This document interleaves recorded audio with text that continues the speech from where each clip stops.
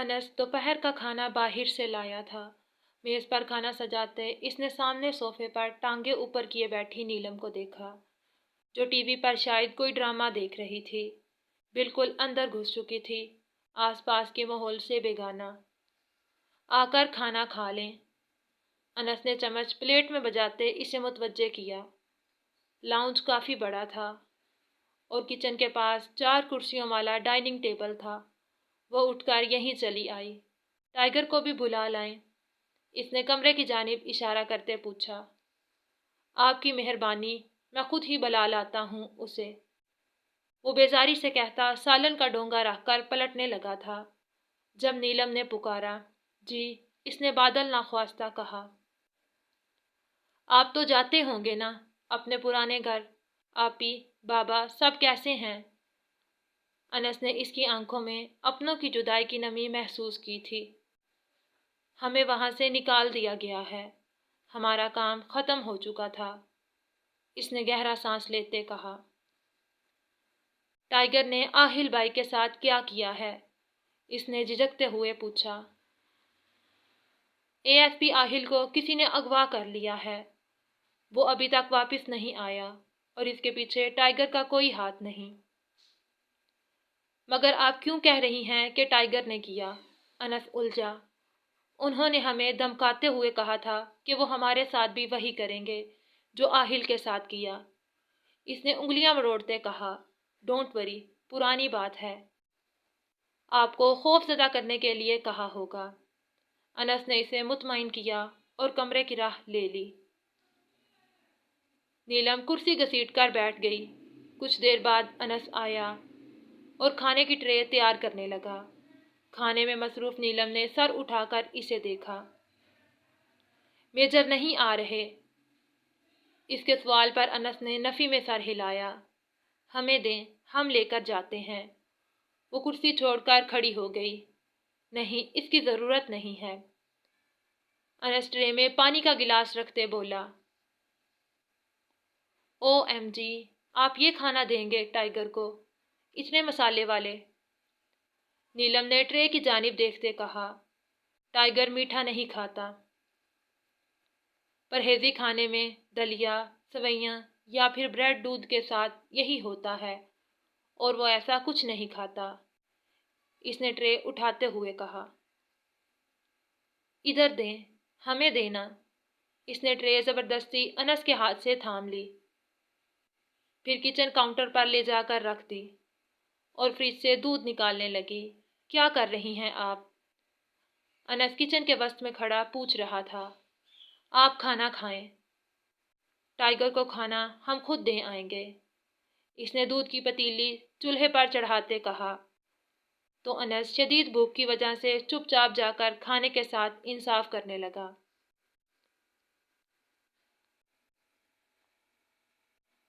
चलो लेते हैं तुम्हारा भी एक इम्तिहान।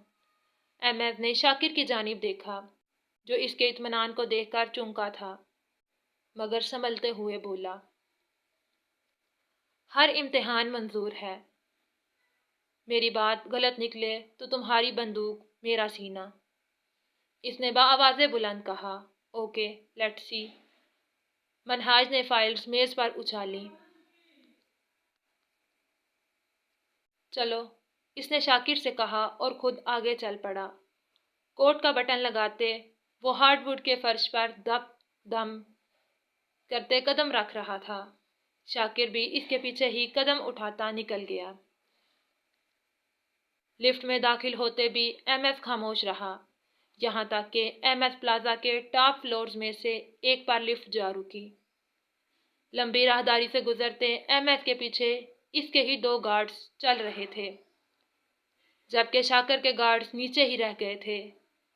कॉरिडोर के एख्तिताम पर जो पहला कमरा आया, एमएस ने इस पर मौजूद फिंगरप्रिंट लॉक अपने अंगूठे से खोला।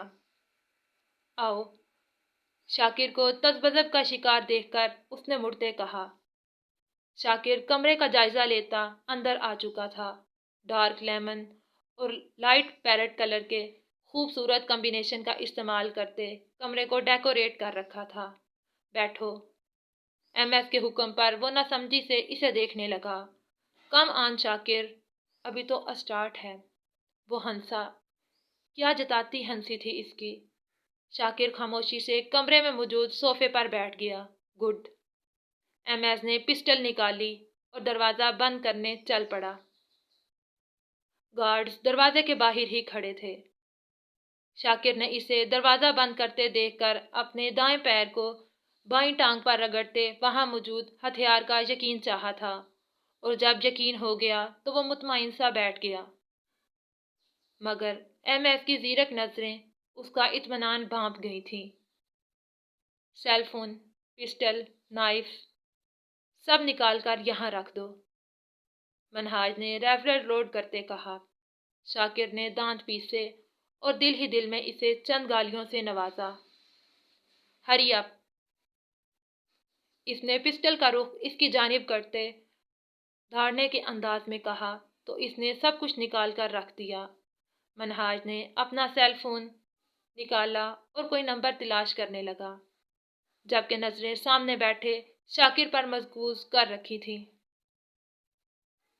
لال شہباز قلندر پر بہت رش ہے یار، اتنے لوگ جمع ہو گئے ہیں، اور تمہیں پتہ ہے نا لوگوں کے اس رش اور ہجوم سے مجھے کتنی اکتاہٹ ہوتی ہے۔ دوسری جانب پتہ نہیں کون تھا، منہاج نے یہ الفاظ اسے کہے تھے۔ ہا ہا ہا، یار بہت سمجھدار ہو میرے چیتے، پھر امید رکھو۔ تم میرا فیورٹ میوزک بجانے والے ہو۔ اس نے ایک بے ہنگم کہکا لگانے کے بعد کہا، دھماکہ ایسا ہو کہ 100 سے کم کی تو بات ہی نہ ہو۔ اس نے ایک اور ہدایت دی۔ ہا ہا ہا، ہاں آج ہی رات تک۔ اس نے مزید کوئی بات کیے بغیر کال کاٹ دی، پھر حیران نظر آتے شاکر کے پاس گیا اور صوفے کی سیٹ پر بالکل اس کے قریب اپنے دائیں پیر رکھ دیا۔ گھٹنے پر کوہنی رکھے، ہاتھ میں تھامے ریولر کا ٹریگل انگلی میں گھماتے اس نے شاکر کو سرد نگاہوں سے دیکھا۔ اگر تو تم ہوئے ISI تو آج میں دیکھوں گا تمہاری بے بسی، تمہاری باتوں میں کتنی حقیقت ہے اور کتنا فسانہ۔ یہ 5 گھنٹے بعد ہی پتہ لگ جائے گا۔ وہ اسے اپنے ارادوں سے آگاہ کر رہا تھا۔ شاکر کے لب مسکرا دیے۔ مجھے کوئی فرق نہیں پڑتا، تم پورے پاکستان کو آگ لگاؤ یا صرف ایک دربار کو۔ اس کے اس قدر بشاش لہجے پر ایم ایس سیدھا کھڑا ہو گیا، پھر کچھ بھی کہے بنا پلٹا اور دروازہ کھولا۔ ایک گارڈ اندر آیا اور شاکر کی پسٹل اور دوسری اشیاء اٹھانے لگا، پھر باہر نکل گیا۔ اس کے بعد ایم ایس بھی چلا گیا۔ دروازہ بند ہو چکا تھا۔ شاکر نے گہرا سانس لیتے خود کو پرسکون کیا اور صوفے کی پشت سے ٹیک لگاتے اس کے ہینڈل پر انگلیاں بجانے لگا۔ کسی اور کے آنگن میں شعلہ پھینک آیا ہے، ناداں سمجھ رہا ہے کہ میرا چمن جلے گا از خود۔ اس نے شیشے کے خوبصورت سے باؤل میں سویاں نکالی۔ بھاپ کے اثر سے اس کی بائیں ہاتھ کی جلی انگلیوں کی جلن میں مزید اضافہ ہو گیا تھا۔ سویاں ابال کر اس میں سے پانی نکالتے اس کی انگلیاں گرم پانی سے جل گئی تھیں۔ آنسو گالوں پر بہنے لگے تھے۔ پہلی بار اس نے ایسا کوئی کام کیا تھا، ورنہ چائے کے سوا کبھی اس نے کچھ نہیں بنایا تھا۔ ٹرے اٹھا کر وہ باہر آئی۔ انس غائب تھا، شاید کسی کام سے گیا تھا۔ ویسے بھی دونوں گھر پر کم ہی ٹکتے تھے، ان کا کام ہی ایسا تھا۔ وہ کمرے میں داخل ہوئی، دروازہ بند تھا۔ اس نے ناک کرنے کی زحمت نہیں کی تھی۔ اس کا اندازہ تھا کہ وہ لیٹا ہوگا، آرام کر رہا ہوگا، مگر چین اس کی ہڈی کو کہاں تھا۔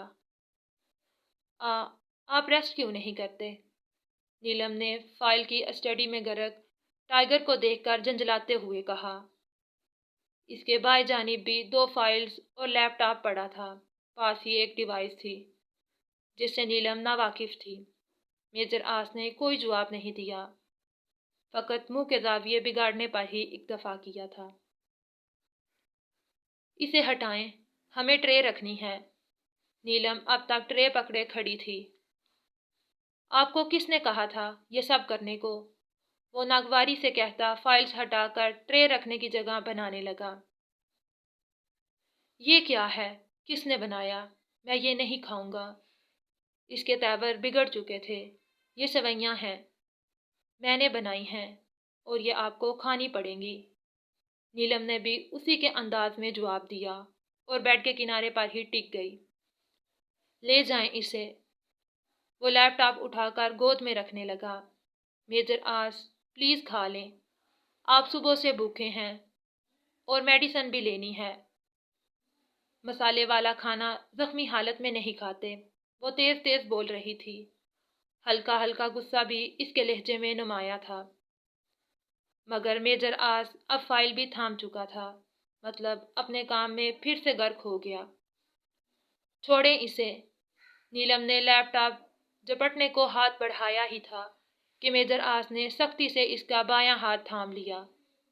غصے سے اس کی جانب دیکھنے لگا۔ آہ! نیلم کے منہ سے سسکی نکلی۔ وہ اپنے ہاتھ کو دیکھنے لگی جو میجر آس کے مضبوط ہاتھ میں سختی سے جکڑا ہوا تھا۔ اس کی جلی انگلیاں بری طرح مڑ چکی تھیں۔ میجر آس نے بھی اس کی سرخ ہوتی نازک مخروطی انگلیاں دیکھیں۔ یہ کیا ہوا ہے؟ اس کی گرفت یکدم نرم پڑی تھی۔ انگلیوں کی لال لال پوروں پر میجر آس نے ہلکے سے اپنی دائیں انگلی پھیرتے پوچھا۔ نیلم جو یک ٹک اسے دیکھ رہی تھی، اس کے لمس پر کرنٹ کھا کر اپنا ہاتھ اس کی گرفت سے نکال لیا۔ جل گیا تھا۔ اس کی بڑبڑاہٹ بہت دھیمی تھی۔ کیسے جلا؟ میجر آس کی نظریں اس کی جھکی پلکوں پر تھیں۔ وہ بیڈ کے پاس کھڑی تھی جبکہ وہ سابقہ پوزیشن میں بیٹھا تھا۔ آج کل آپ ہماری بڑی فکر کرنے لگے ہیں۔ وہ واپس اپنی جون میں آ چکی تھی۔ اٹھلا کر بولی، خوش فہمی ہے تمہاری۔ وہ بھی کڑوے لہجے میں کہتا پہلے والا ہی میجر آس بن چکا تھا۔ آپ مان کیوں نہیں لیتے کہ آپ کو بھی ہم سے محبت ہے؟ وہ اپنے ازلی تیکھے لہجے میں بول رہی تھی۔ عجیب تھی وہ۔ محبت کا اظہار بھی زبردستی کروا رہی تھی۔ Why are you not accepting that you also love me؟ 10 سال پہلے کا کہا کسی کا جملہ میجر آس کے کانوں میں گونجا تھا۔ اس کی رگ رگ میں زہریلا مادہ گردش کرنے لگا تھا۔ اسے لگا لیزا حسن 10 سال بعد پھر اس کے سامنے آ کھڑی ہوئی ہے۔ لیزا مت بنو نیلم۔ اس نے ہاتھ میں پکڑی فائل میز پر پٹک دی۔ کون لیزا؟ وہ ناسمجھی سے پوچھنے لگی، مگر ٹائیگر کے لبوں سے کسی لڑکی کا نام اس کے اندر آگ لگا گیا تھا۔ نیلم۔ میجر آس کے لب دھیرے سے ہلے۔ کیا؟ نیلم کو وہ کہیں اور ہی پہنچا محسوس ہوا۔ کچھ نہیں۔ میجر آس نے لیپ ٹاپ بند کیا اور بیڈ سے نیچے اترنے لگا۔ لیزا کون ہے؟ نیلم نے اس کا راستہ روکا۔ Be in your limits. وہ اسے سائڈ پر کرتے باہر نکل گیا۔ سوئیاں ویسے ہی پڑی تھی۔ اب انگلیوں سے زیادہ دل جلتا محسوس ہو رہا تھا نیلم ابرار کو۔ یہ محبت کا آتش جلایا کس نے ہے؟ اس الاؤ میں صرف دل ہی کیوں جلتے ہیں از خود؟ یہ منظر ہے اسلام آباد کے ایک بڑے اور مشہور کالج کا، جہاں امیر کبیر بزنس ٹائکونز، سیاستدان،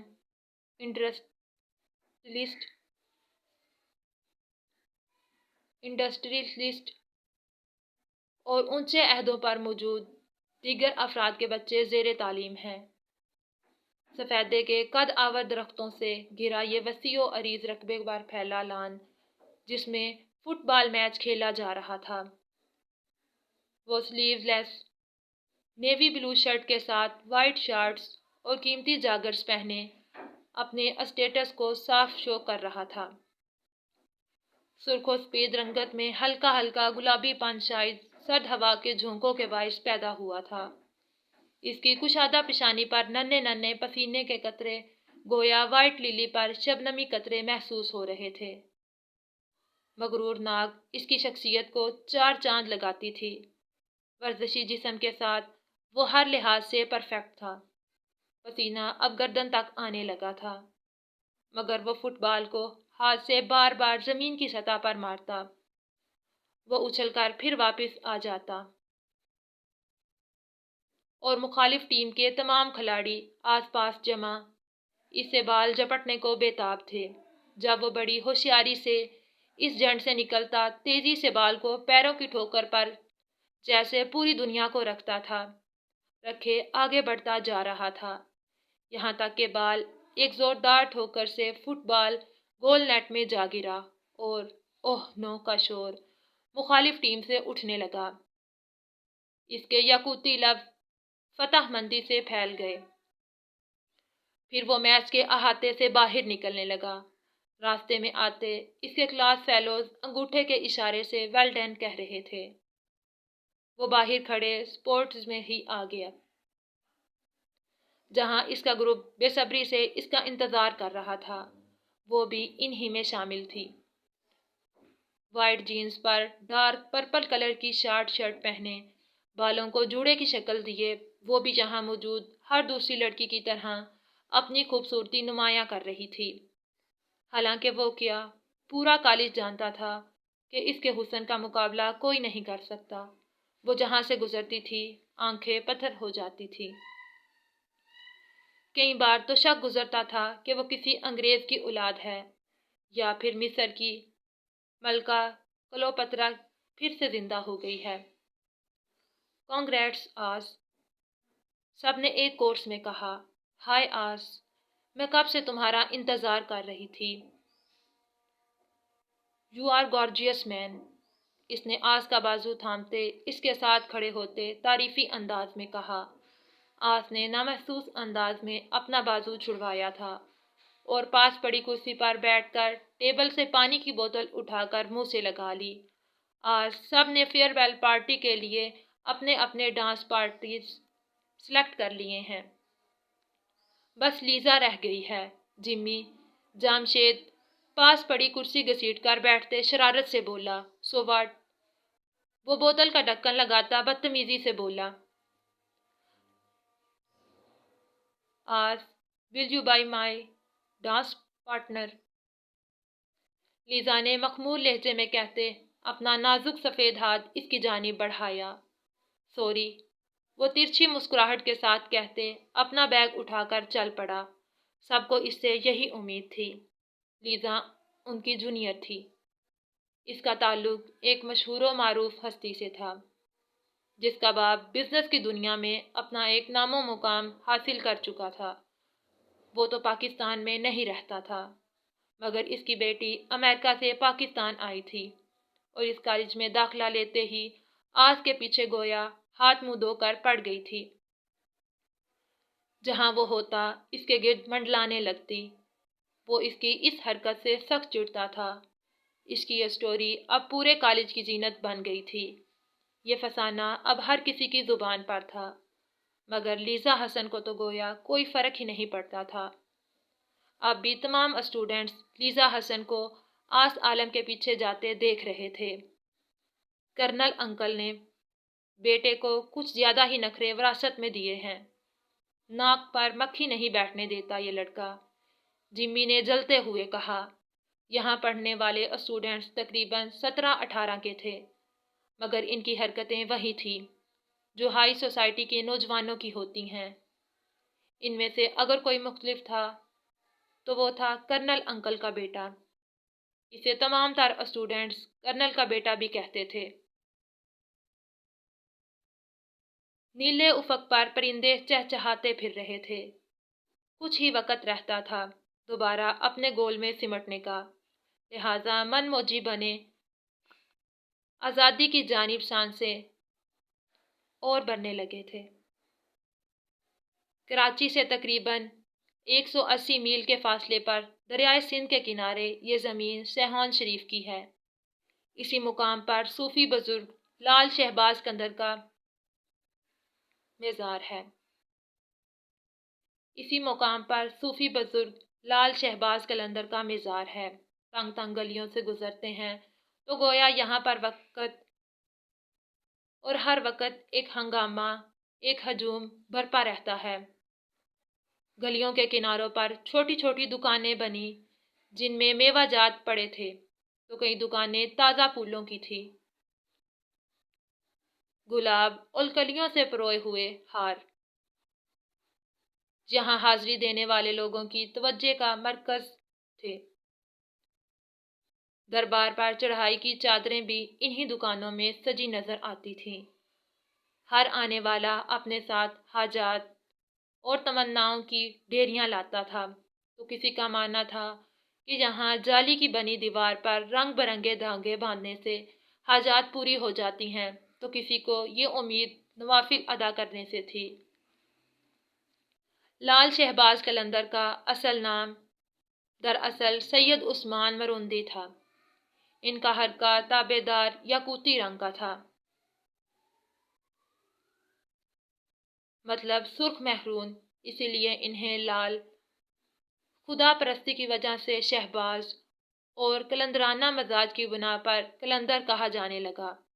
مزار کے باہر ڈھول کی تھاپ پر دھمال ڈالا جاتا ہے۔ آس پاس سے بیگانہ یہ دیوانے ایک ہی روحانی گیت پر دھمال ڈالتے نظر آتے ہیں، دمادم مست قلندر۔ یہ گیت دراصل 13ویں صدی عیسوی میں سب سے پہلے امیر خسرو نے لکھا، بعد میں بلے شاہ نے اس میں ترمیم کی، پھر یہ گیت بہت سے موسیقاروں نے گایا۔ دربار کا اندرونی حصہ 100 مربع گز کے قریب ہے، جہاں بہت سے حاضرین جمع تھے، جن میں بچے، بزرگ اور نوجوان شامل تھے۔ دربار میں ایک طرف نوافل ادا کرنے کی جگہ تھی، جہاں لوگوں کا ایک وسیع ہجوم عبادت میں مشغول تھا۔ یہاں کبوتر بہت منڈلاتے تھے، ایک دیوار سے اٹھتے دوسرے پر جا بیٹھے۔ یہاں موجود ہر نفس، ہر پرندہ اس بات سے بے خبر تھا کہ کچھ ہی لمحوں میں یہاں کا منظر الٹ جانا ہے۔ جہاں دھمال پر نوجوان محو رقص ہیں، وہاں پھر نوحے گائے جائیں گے، آہو بقا ہوگی۔ وہ بے خبر تھے کہ ایک ظالم دہشت گرد نے اسلام دشمن عناصر کے ساتھ مل کر کیسا نشانہ لگایا ہے، کیسا منصوبہ ترتیب دیا ہے۔ اس ملک کے محافظوں کے دل جلانے کو وہ نہ جانے کتنے ملک دشمن اور دشمن اسلام کے راستے ہموار کیے جا رہا ہے۔